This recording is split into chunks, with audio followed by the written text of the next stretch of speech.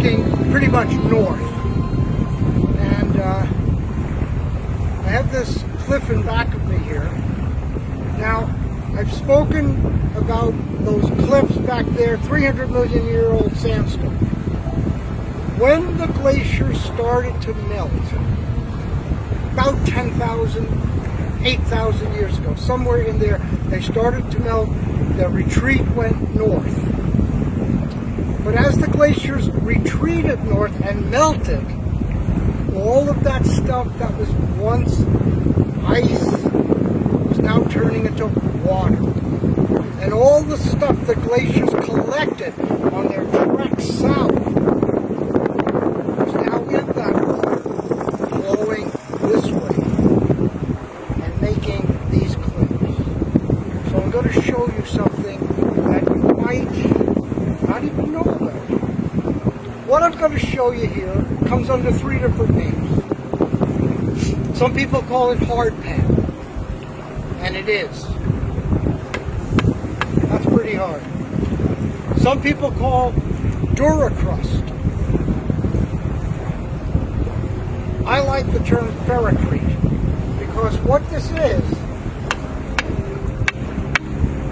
basically is iron cement or iron concrete, ferricrete.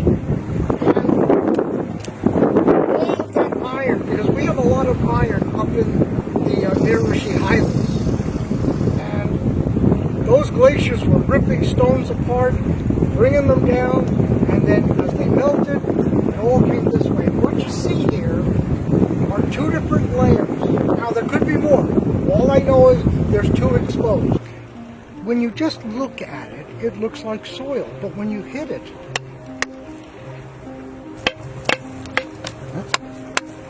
that's rock.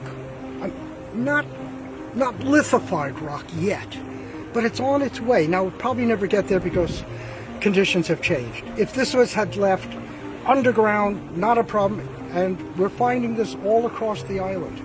These trees, like this guy here, their tap roots sometimes cannot penetrate this, and it's not that far down either. We're looking at trees that have been uprooted, and we're searching the ground right below them. And ferricrete is right there, and this acts like the bottom of a swimming pool. Water can't get through it. So we know there's springs on the island, so water does penetrate coming up. But now, if you look at this over here, this is what happens when it starts to erode. It goes back to what it was, sand. But this came down as sand and pebbles in the slushy water of the glacier melt and got pushed in here and hardened. We're talking maybe up to 10 to 8,000 years ago this started. 4,000 years ago when indigenous peoples were here? Probably not. The clay was here, but nothing else. But look at, that's one layer up here. That's another layer down here. You can see pebbles. If I go over here, you see not that many pebbles. There's not much here.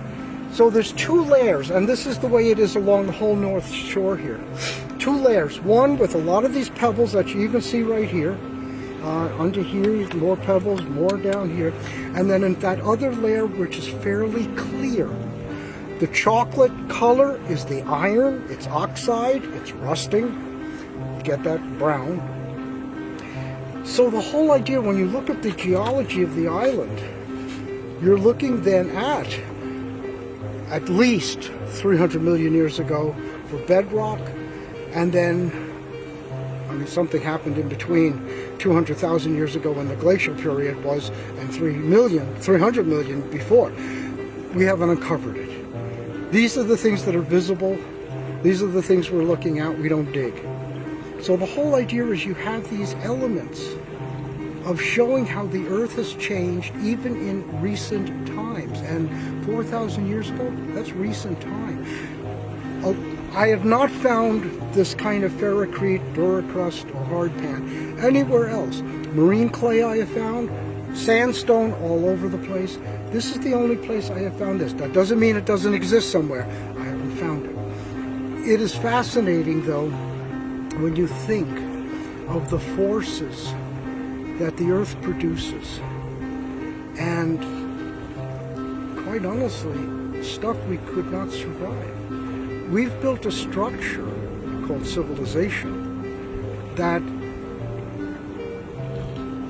demands stability. I mean, hurricanes, earthquakes, tornadoes, those so far are the worst things that we have to deal with, and we know some of the problems with them. What would happen if a comet or a meteorite hit somewhere? That'd be devastating. Or we're heading into a warmer period, not a colder period. We're going to see changes there as well. The island provides evidence of an Earth that is in motion, not static. It changes all the time and will continue to change. And when you come here, you see the past. And then when you're here, you can ponder the future.